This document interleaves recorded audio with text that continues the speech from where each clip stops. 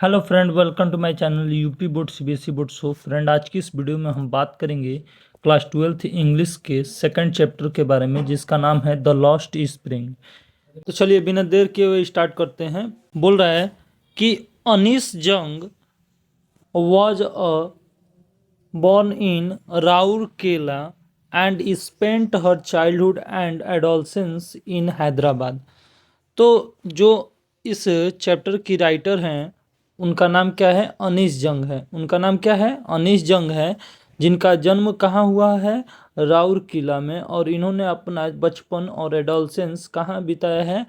हैदराबाद में। ठीक है। She received her education in Hyderabad. उन्होंने हैदराबाद में अपना एजुकेशन प्राप्त किया है। And in United States of America. और कहाँ? यूनाइटेड स्टेट ऑफ अमेरिका में। Her parents were both writers. उनके माता पिता क्या थे? दोनों लोग राइटर्स थे। Anees Jung began her career as a writer in India. Anees Jung भी क्या की? इंडिया में एज अ राइटर अपना करियर का स्टार्ट किया। ठीक है, स्टार्टअप किया। ठीक। She has been an editor and columnist for a major newspaper in India and abroad. वो क्या राइटर के साथ साथ वो एक एडिटर भी थी उनके बड़े बड़े न्यूज़पेपर में, चाहे वो इंडिया के हो चाहे अब्रॉड, इंडिया के बाहर वाले देश में हो। वहाँ पर उनके क्या आते थे? कॉलम, मतलब वो कॉलमनिस्ट थी, यानी कि वहाँ पर उनके बात भी लिखे जाते थे। ठीक है, अरे बात समझ में। And has authored several books. और उन्होंने क्या किया था? बहुत सारा बुक भी क्या किया था? लिखा था। ठीक है। The following is an expert from her book title lost spring stories of stolen childhood. एक इनकी बुक है, उसका टाइटल क्या है? Lost spring stories of stolen childhood. Stories of stolen childhood का जो बुक है उसी से ये चैप्टर लिया गया है, द लॉस्ट स्प्रिंग। ठीक है। Here she analysis the grinding poverty and tradition which condemn this children of life exploitation. वो एनालिसिस करती हैं कि कैसे एक गरीबी किसी बच्चे की, इन छोटे से बच्चों की ट्रेडिशन यानी परंपरा और लाइफ को एक्सप्लोटेशन कर देता है, यानी बर्बाद कर देता है। तो चलिए आइए देखते हैं इस स्टोरी में क्या है। यहाँ से स्टोरी आपका स्टार्ट होता है। Sometimes I find a rupees in the garbage. कभी कभी मुझे 1 रुपया कहाँ से मिल जाता था? गार्बेज से। गार्बेज यानी कूड़ा कचड़ा से कभी कभी मुझे 1 रुपया मिल जाता था। Why do you do this? ये अनीस जंग पूछती हैं कि तुम ये क्यों करते हो। आई आस्क साहेब। ये बात किससे पूछती हैं? साहेब से। साहेब क्या करता है? गार्बेज यानी कूड़ा कचड़ा से वो क्या करता रहता है? पैसा खोजता रहता है। तो वो पैसा ही नहीं, बहुत सारी चीजें खोजता रहे, लेकिन उसको कभी कभी 1 रुपया उसे मिल जाता था। तो वो अनीस जंग जो थी वो पूछती थी कि तुम ऐसा क्यों करते हो, तुम ये क्यों करते हो। आई ask Saheb whom I encounter every morning scrounging for gold in the garbage dumps of my neighbourhood. वो बताती हैं अनीस जंग कि कभी कभी मैं जब जाती थी बाहर तो मेरे नेबरहुड यानी पड़ोस में ही क्या होता था? सुबह के समय स्क्राउनिंग करता हुआ एक बच्चा दिखाई देता था, जो कि हमेशा वो गोल्ड की तलाश में रहता था। कहाँ पर? गार्बेज में। गोल्ड यानी कि यहाँ पर प्रीसियस थिंग के बारे में बोला गया है। क्या बोला गया है? प्रीसियस थिंग के बारे में, कोई सी भी ऐसी कीमती वस्तु के बारे में। क्या उन लोगों के लिए जो कूड़ा कचरा उठाते हैं उनके लिए अगर कोई चीज़, लोहा का सामान मिल गया, ठीक है, पित्तल का सामान, कोई भी ऐसा चीज, 1 रुपए का सिक्का मिल गया, उनके लिए वो क्या होता है? गोल्ड के समान होता है। इसीलिए यहाँ पर क्या बोला गया है? गोल्ड बोला गया है। तो जो साहेब होता है वो क्या करता है? वो कभी कभी मतलब उसको मतलब हमेशा उसको उसकी मुलाकात किससे? अनीस जंग से होती थी। तो अनीस जंग उससे पूछती थी हमेशा कि तुम ये क्या करते हो। अनीस जंग बताते हैं कि वो मेरा नेबरहुड था। कहाँ क्या था? नेबरहुड यानी पड़ोस में ही वो क्या करते था? कूड़ा कचरा बीनता था। ठीक है। साहेब लेफ्ट हिज होम। साहेब क्या करता है? अपना घर छोड़ दिया था। मतलब लॉन्ग एगो, बहुत समय पहले, says amidst the green field of Dhaka, वो उसका घर जो था ढाका के हरी भरी जगहों पर था। His home is not even a distant memory, लेकिन उसके दिमाग में दूर दूर तक वो घर अब नहीं है, ठीक है। There was many storm that swept away their field and houses, बहुत सारा तूफान आया था जिसमें उसका घर और खेत जो है क्या हो गया था, सब उजड़ गया था। हिज मदर टेल हिम, उसकी माँ उसे बताती थी, जब भी वो पूछता था कि हम लोग कहाँ से आए हैं, हम लोग का घर नहीं है, तो ये सब उसकी माँ बताती थी कि हम लोग ढाका के रहने वाले हैं, हम लोगों का जो है घर क्या हो गया है, तूफान में मतलब सब उजड़ गया है, ठीक है। That's why they left looking for gold in the big city where he now lives, इसलिए आज के दिन में वो एक बड़े से शहर में रहते हैं जहां पर हमेशा किस चीज़ की तलाश में रहते हैं, गोल्ड यानी कि सोने के तलाश में, यानी कि प्रीशियस थिंग, गार्बेज यानी कूड़ा कचरा बीनते हैं उसमें कुछ उनको मिल जाता है, ठीक है। I have nothing, I have nothing else to do, he mutters looking away, वो बुदबुदाते हुए उनके तरफ देखता है और बुदबुदाते हुए बोलता है कि मेरे पास कुछ नहीं है इसके अलावा करने को, ठीक है। ये जब अनीस जंग उससे पूछती है कि तुम ऐसा काम क्यों करते हो, ठीक है, तब ये जवाब देता है, ठीक है। गो टू स्कूल, वो बोलती हैं अनीस जंग कि तुम स्कूल क्यों नहीं जाते हो। I said glibly, realising immediately how hollow the advice must sound, मैंने उससे तुरंत पूछा, मतलब थोड़ा सा जल्दी में, कि तुम स्कूल क्यों नहीं जाते हो, ठीक है, मतलब ऐसा टाइप का वो मतलब बोलती हैं, ठीक है। There is no school in my neighbourhood, तो साहेब बताता है कि मेरे पड़ोस में कोई ऐसा स्कूल नहीं है। When they build one I will go, जब ऐसा स्कूल मतलब एक स्कूल बन जाएगा तो मैं अवश्य जाऊंगा, पर मेरे पड़ोस में कोई ऐसा स्कूल वगैरह है ही नहीं। If I start a school will you come, Anees Jung बोलती हैं कि क्या मैं अगर स्कूल स्टार्ट करूंगी तो तुम आओगे। आई आस्क हाफ जोकिंग, मैंने थोड़ा सा जोक में बोला था, ठीक है। तो ये बोलता है यस ही से स्माइलिंग ब्रॉडली, तो ये जो है साहेब जो है स्माइल करते हुए बोलता है कि हाँ हाँ क्यों नहीं। तो अ फ्यू डेज लेटर, कुछ दिन के बाद, I see him running up to me, Anil Jung बताती हैं कि वो दौड़ा दौड़ा मेरे पास आता है और बोलता है इज योर स्कूल रेडी, क्या आपका स्कूल तैयार हो गया है। देखिए वो छोटा सा बच्चा जो है वो क्या कर लिया है, इनकी बातों को सत्य मान लिया, यानी कि सच मान लिया है कि सच में ये स्कूल चालू करेंगे, वो बात को सीरियस ले लिया है, इन्होंने तो मजाक में बोला था। तो ये बोलती हैं it takes longer to build a school, ये बोलती हैं कि ये समय लेता है, स्कूल बनने में थोड़ा समय लगता है। आई से, मैंने कहा, एम्बैरेस्ड यानी शर्मिंदगी महसूस करते हुए, eight having made a promise that was not meant but promises like mine abound in every corner of his bleak world, वो बताती हैं कि मैंने ऐसा लग रहा था इनको कि मैंने गलत प्रॉमिस कर लिया है, पर कोई बात नहीं, इसके जीवन में जो है ना ऐसा मतलब ब्लिक वर्ल्ड में, मतलब अंधेरी दुनिया में इसके हमेशा ऐसे लोग प्रॉमिस करते हैं, ऐसा ये बताती हैं कि मैं ही नहीं हूँ, ऐसे इसके ज़िंदगी में बहुत सारे लोग प्रॉमिस करते हैं और वो पूरा नहीं करते हैं, तो इनको अब थोड़ा सा शर्मिंदगी महसूस होता है, ठीक है। After month of knowing him, महीनों दिन जानने के बाद उसे, I ask him his name, मैंने उससे नाम पूछा, ठीक है। तो साहेब ए आलम, उसने क्या जवाब दिया, ही अनाउंसेस कि मेरा नाम क्या है, साहेब ए आलम नाम है उसका नाम, ठीक है।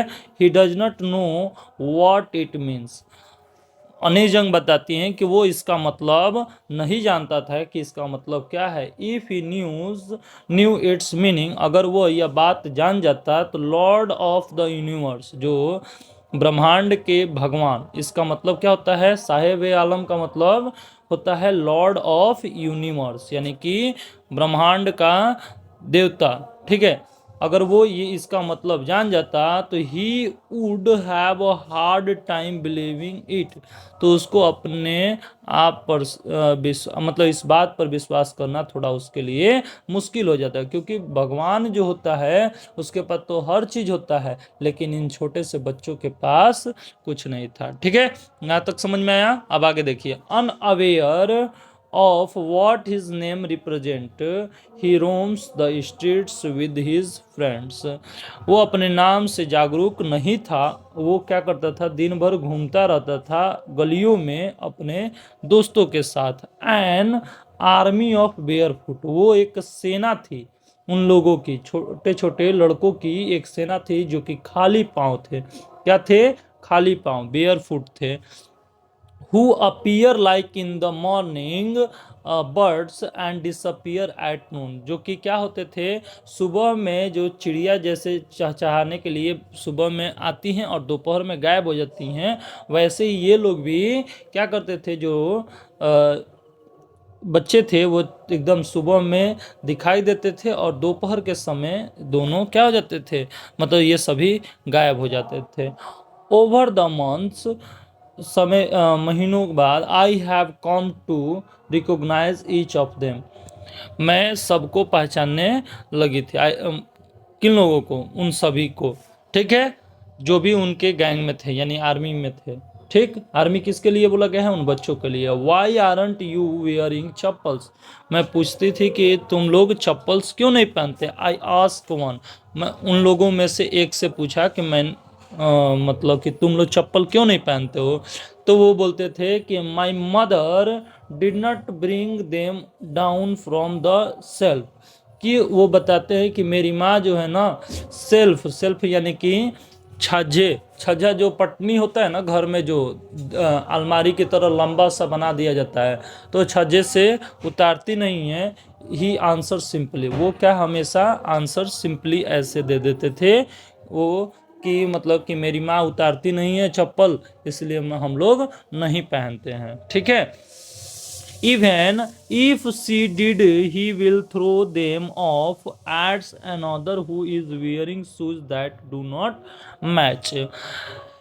आमतौर पर वो लोग वही चीज पहनते थे, वही जूता चप्पल पहनते थे जो कोई दूसरा फेंक करके चला जाता था, वो भी मिसमैच पहनते थे, यानी कि उसका कलर जो था मैच नहीं, कोई एक पैर में ग्रीन पहनते थे तो एक में ब्लैक पहनते थे, ऐसा ऐसा मैच, बिना मैच वाला, मतलब दूसरे पर आश्रित रहते थे कि कोई फेंके और क्या करे, वो उसे पहन ले। ये बच्चों को क्या समझ में, मतलब इन लोग को नहीं समझ में आ रहा है कि मतलब मेरी माँ मतलब जो भी है रखी है कि नहीं रखी है, बस ऐसे ये लोग बातें बना करके बोलते थे। ठीक है, when I comment on it, जब मैंने इस पे कमेंट किया तो ही सफल्स हिज फीट एंड से नथिंग, वो पैर दिखाते हुए बोलते हैं कि कुछ नहीं है। आई वांट शूज, मुझे क्या चाहिए? जूता चाहिए। से अ थर्ड बॉय, उसी में से एक तीसरा बच्चा बोलता है, who has never आउंड a pair all his life, जिसने कभी भी एक जोड़ी जूता कभी भी अपने जिंदगी में नहीं पहना था। ठीक है, travelling across the country I have seen children walking barefoot, जब भी मैं देश का यात्रा करती थी तो मैंने बहुत सारे बच्चों को बेयर फुटेड देखा, मतलब कि खाली पांव देखा। इन सिटीज, शहरों में, ऑन विलेज, गाँवों में, रोडों पर।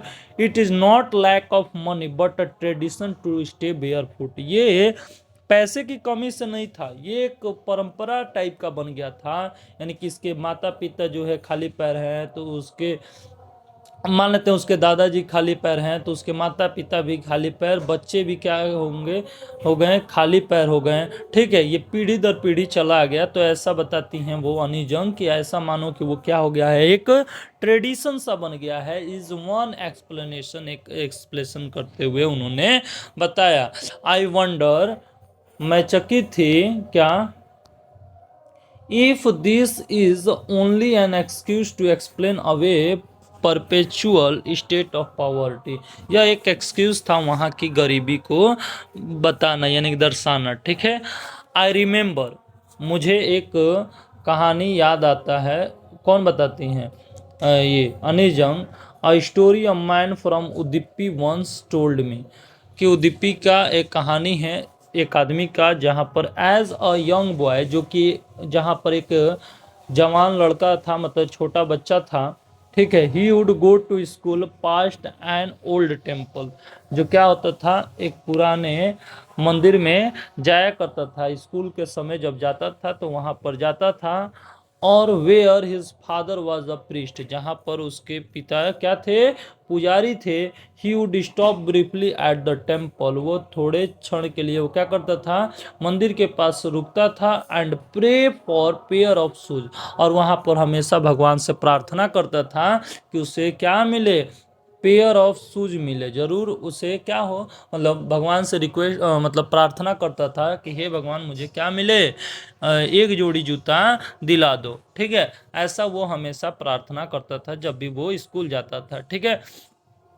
30 years लेटर, 30 साल बाद, आई विजिटेड हिज टाउन, जब मैं वहाँ पर शहर में क्या किया, विजिट की, तो the temple which was now drowned in an air of desolation, वो वहाँ से मंदिर क्या हो गया था, मतलब कि हवा के वजह से वहाँ से हट गया था, यानी कि in the backyard where lived the new priest, वहाँ पर क्या हो गए थे, अब नए पुजारी आ गए थे। There were red and white plastic chairs, वहाँ पर क्या हो गया था, लाल कलर के वाइट कलर के प्लास्टिक चेयर्स थे। A young boy dressed in a grey uniform, अब जो छोटा बच्चा था वो क्या था, ग्रे यूनिफॉर्म में था। वियरिंग सॉक्स शूज, अब क्या पहनता था, जूता मोजा। Arriving painting panting and threw his school bag on a folding bed, और जब भी वो स्कूल से आता था तो अपना क्या कर देता था, जूता और मोजा क्या कर देता था, बेड पर फेंक देता था, फोल्डिंग बेड पर। लुकिंग एट द बॉय, वो लड़के को देखती हैं। आई remembered the prayer another boy had made to the goddess when he had finally got a pair of shoes।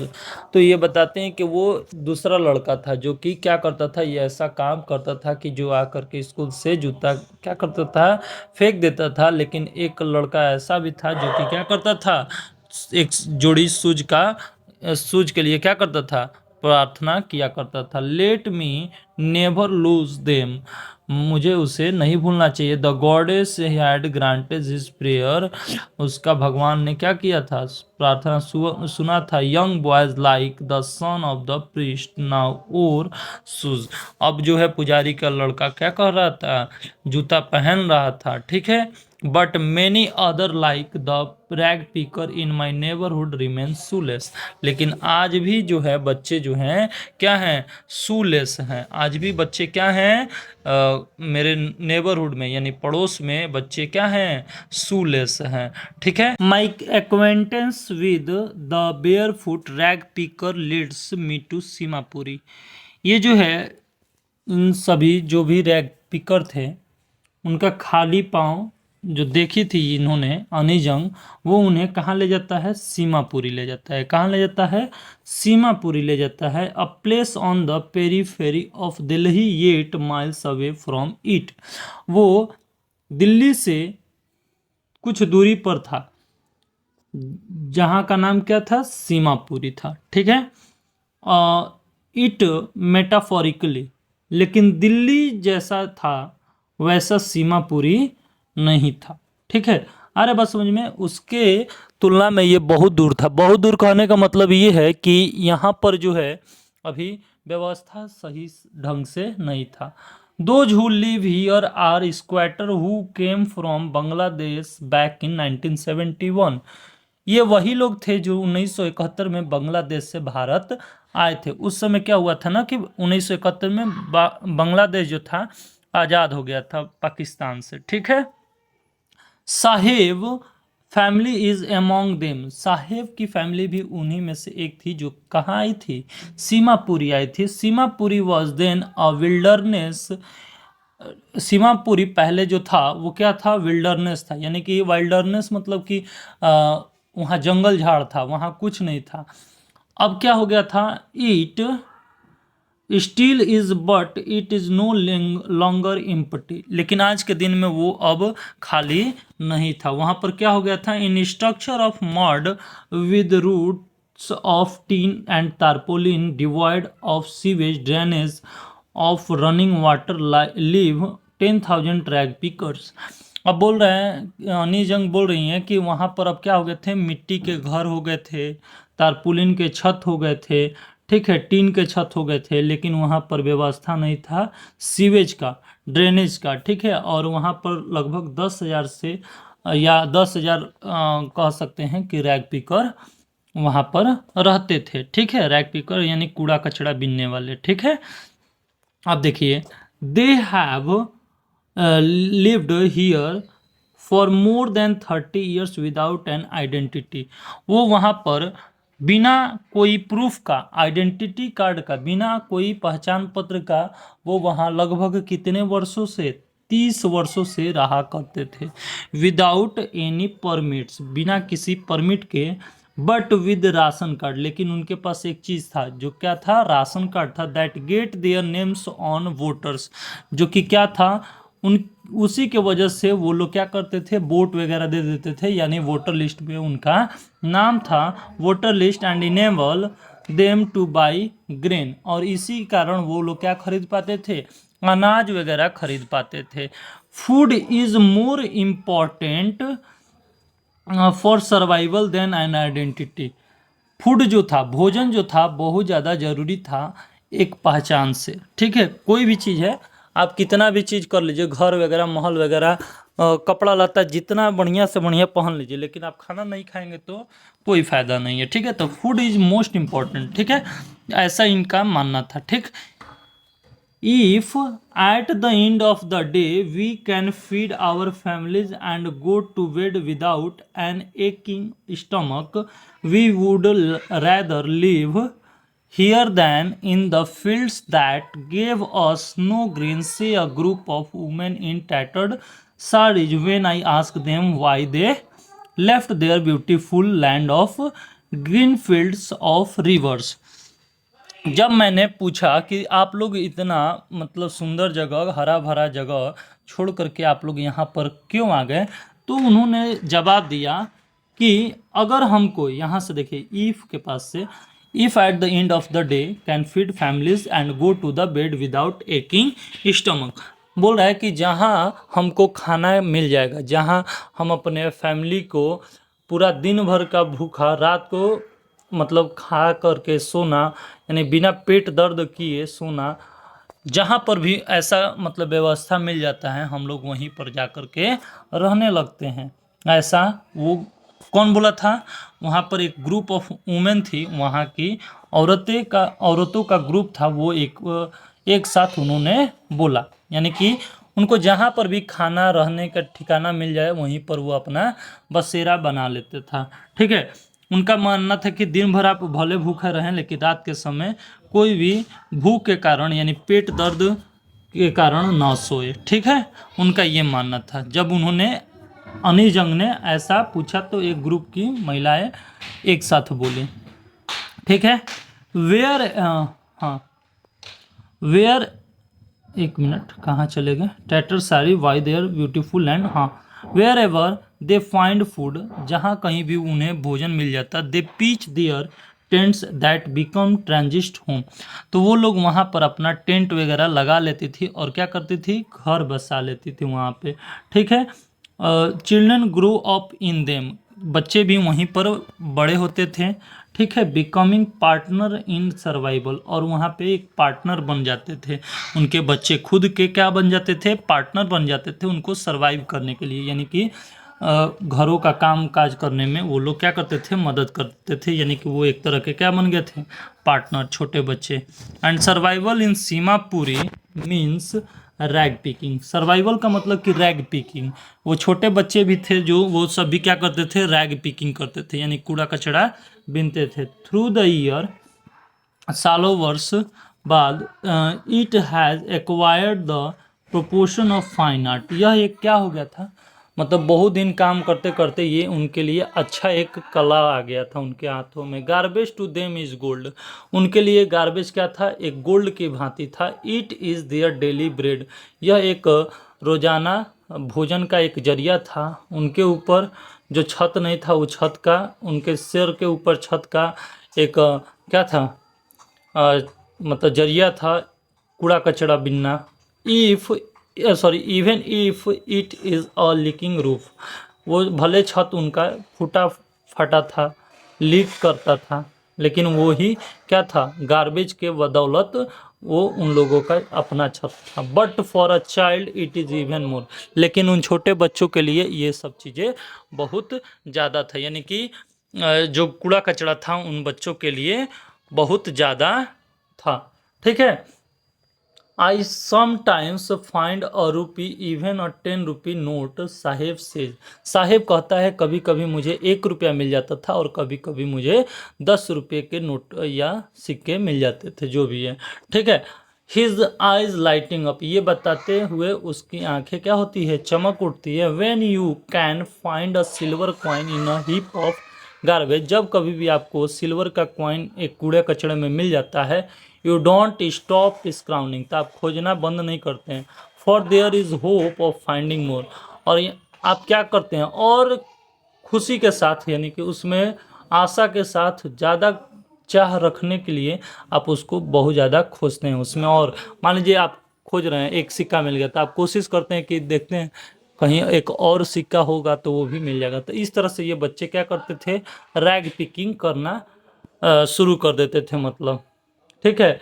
It seems that for a children garbage has meaning different, लेकिन इन बच्चों के लिए garbage का मतलब दूसरा था। For what it means there parent, और इनके पेरेंट्स के लिए अलग था।